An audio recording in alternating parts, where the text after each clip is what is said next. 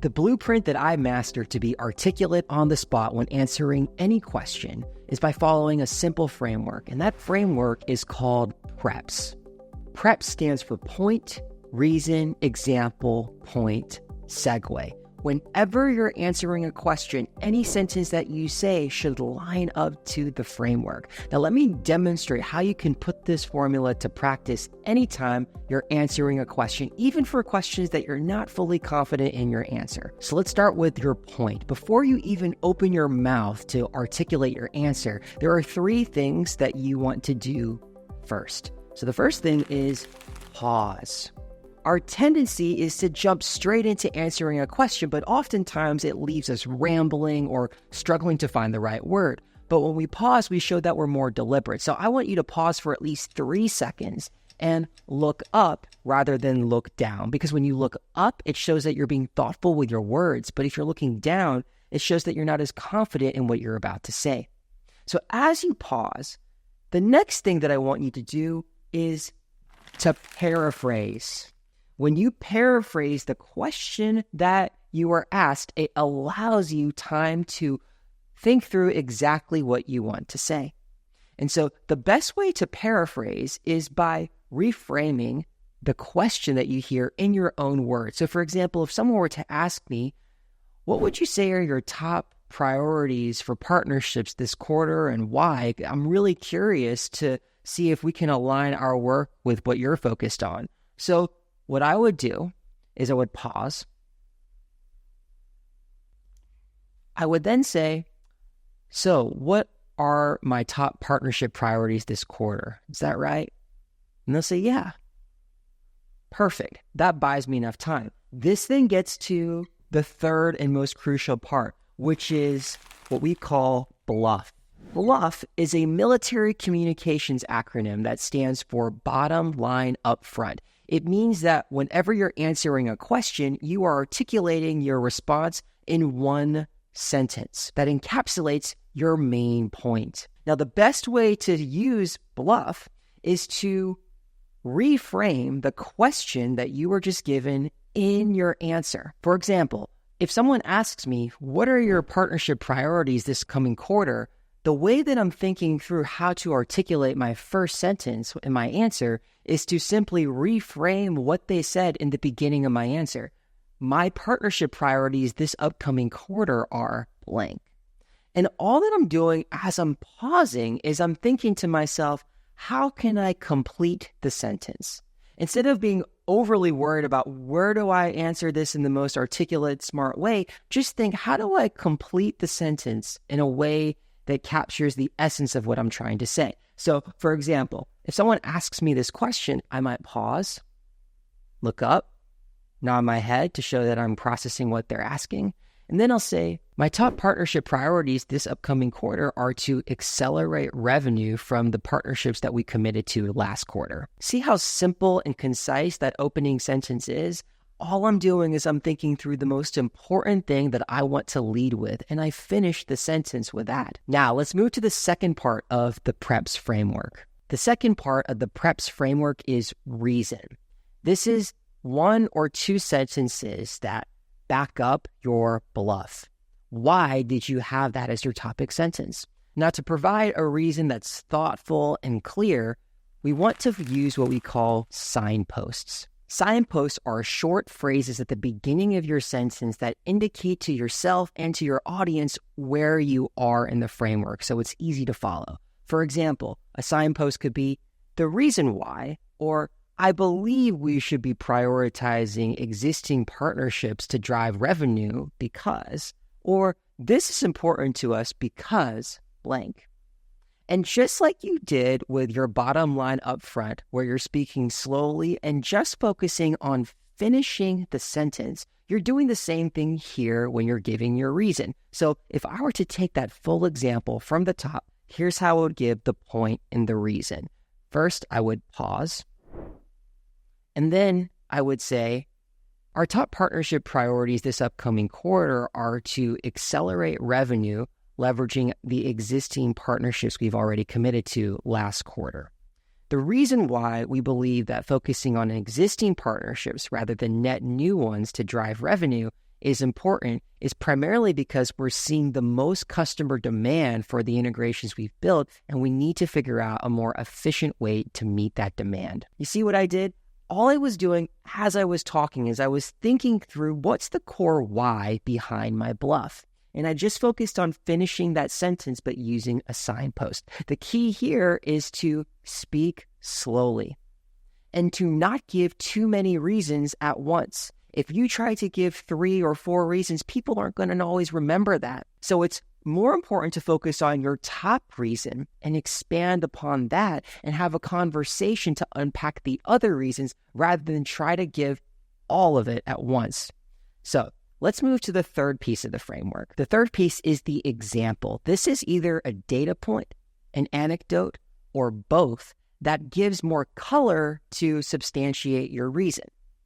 And the reason why this is so important is because when you use an example, it activates both the left and right side of your audience's brain so that they're more engaged. If you give them hard data, it's going to activate their more logical side. But if you give a story, then it's going to activate their right side or their more emotional side of their brain. With an example, you also want to use signposts so that you stay more organized as you speak. And there are many examples that you can use when you start off this portion of the framework. For example, you could say, for example. You could also say, we've often seen this in cases where blank, and then you articulate particular cases. You could say, one particular scenario where this comes up often is blank, and then you articulate that scenario. So let me walk you through a particular example in the answer that we were just giving. We know that if we can prioritize this particular partnership, it will help us meet the demand of our top 10 enterprise customers. One in the pharmaceutical industry is actually rolling out 20,000 licenses of this particular software. So if we can integrate tightly with that, it'll help us be able to get at least 10% more penetration in the account, which could equate to about $300,000 in net new business. This is an opportunity that we can't pass up. You see how in my story, I'm using concrete data like the number of licenses that our particular account purchased for software or how much incremental revenue it could mean for our business as substantiating points behind my reason. You don't need to say more than a couple of sentences, but when you do, slow down and make sure that you're hitting on the most important parts of the example, which are often either key names or key data points or key actions. The last 2 pieces of the framework are the point and the segue. Now, this point is essentially a quick recap of your original point.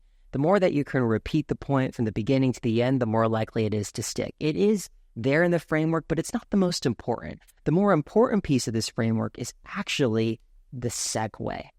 The segue is how you continue the conversation, and your segue can usually be one of 2 things.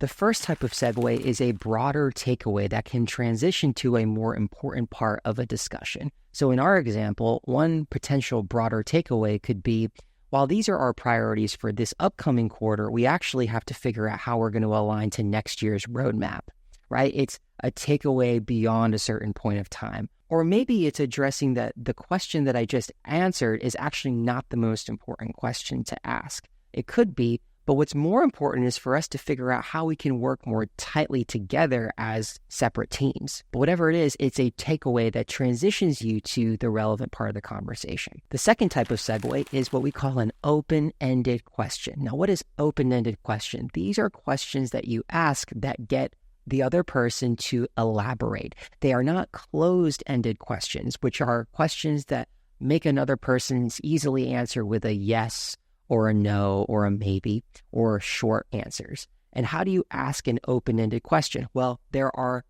3 great words that you can use when you're asking open-ended questions. I'll give you my top 2 and then the third. So the top words to use when you're asking open-ended questions are what and how. And then the third that you can use on occasion is why. For example, what are your top priorities this upcoming quarter and how can we help? Or, what types of projects are your teams most focused on when it comes to improving our existing partnerships? Or, how would you recommend that our respective teams be working together on X partnership? You could also ask questions that start with the word why, but I would generally not do it all the time because they may come off as a bit direct or accusational. What you can do is to say a question And then you might ask by saying, oh, interesting. Why do you say that? Or why has that been a top priority for you?